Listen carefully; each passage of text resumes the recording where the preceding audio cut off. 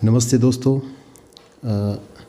Last video में हमने discuss किया था कि जो अनअवेल्ड जॉइनिंग टाइम है वो किस तरह से अर्न लीव में क्रेडिट होता है। तो उसका पॉइंट 3 था कि रूल 26(1)(2) के अंतर्गत जो जॉइनिंग टाइम है वो भी अर्न लीव में क्रेडिट होता है, जो कि हमें ट्रांसफ़र पर मिलता है। ट्रांसफ़र मीन्स जो कि पब्लिक इंटरेस्ट में ट्रांसफ़र हुई है या प्रमोशन हुई है, तो उसको किस तरह से हम जॉइनिंग टाइम में क्रेडिट करेंगे। और उसमें हमने ये डिस्कस किया था कि कुछ रीज़न्स होते हैं, उन रीज़न्स के अंतर्गत जो अनअवेल्ड जॉइनिंग टाइम है वो अर्न लीव में क्रेडिट होता है। तो वो रीज़न्स क्या हैं? तो fundamental rule, supplementary rule part first, जिसका कि अपेंडिक्स 10 है, जिसमें central civil service joining time rules दे रखे हैं, उसमें रीज़न्स बताए गए हैं कि हम किस तरह से उस अनअवेल्ड जॉइनिंग टाइम को अर्न लीव में क्रेडिट कर सकते हैं।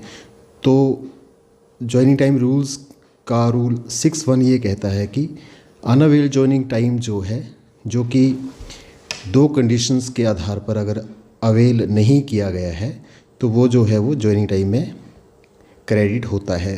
तो उसकी कंडीशंस हैं। कंडीशन फर्स्ट है, एक कंडीशन है कि यदि एम्प्लॉय को ऑर्डर्स किया गया है कि वो नेक्स्ट स्टेशन पर जो ज्वाइन करेगा वो विदाउट अवेलिंग जॉइनिंग टाइम करेगा। उसके ऑर्डर्स में एक कंडीशन लगा रखी है, रिटन कंडीशन है।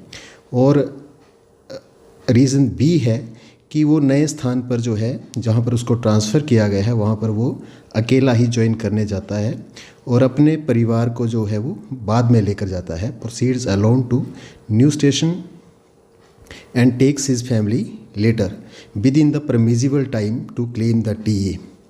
कि TA क्लेम करने का जो टाइम है उसके टाइम के अंतर्गत जो है वो अपने परिवार को लेकर जाता है।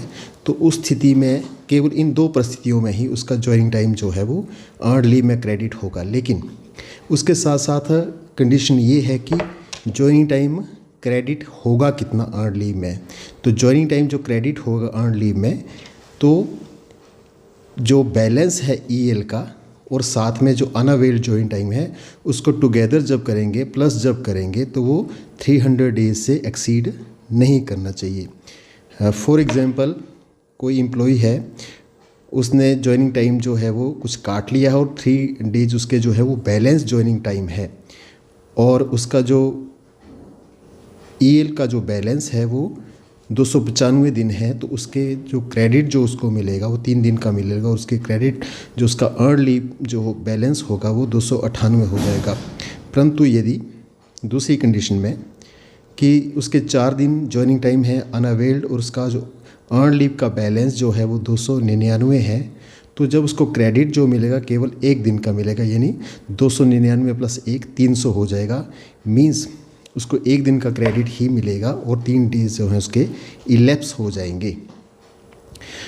इसमें थोड़ी सी कन्फ्यूज़न ये रहती है कि कुछ लोग ये कहते हैं कि वो जो अर्न लीव में जो जॉइनिंग टाइम क्रेडिट हुआ उसको 6 महीने के अंदर काटना जो है वो ज़रूरी है। तो ऐसा कुछ नहीं है, क्योंकि जॉइनिंग टाइम जो है वो केवल ज्वाइन करने के लिए टाइम है, ज्वाइन करने तक टाइम है। उसके बाद जो है वो 2 कंडीशंस में ही क्रेडिट जो है वो अर्न लीव में होगा, और वो अर्न लीव में कन्वर्ट हो जाएगा और उस अर्न लीव को हम कभी भी जो है वो अवेल कर सकते हैं।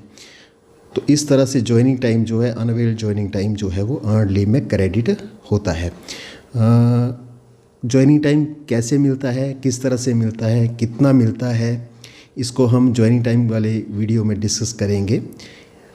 इस जॉइनिंग टाइम को क्रेडिट करने के संदर्भ में आपकी कोई क्वेरी हो तो उसको आप कमेंट बॉक्स में लिख सकते हैं या आप कॉल भी कर सकते हैं।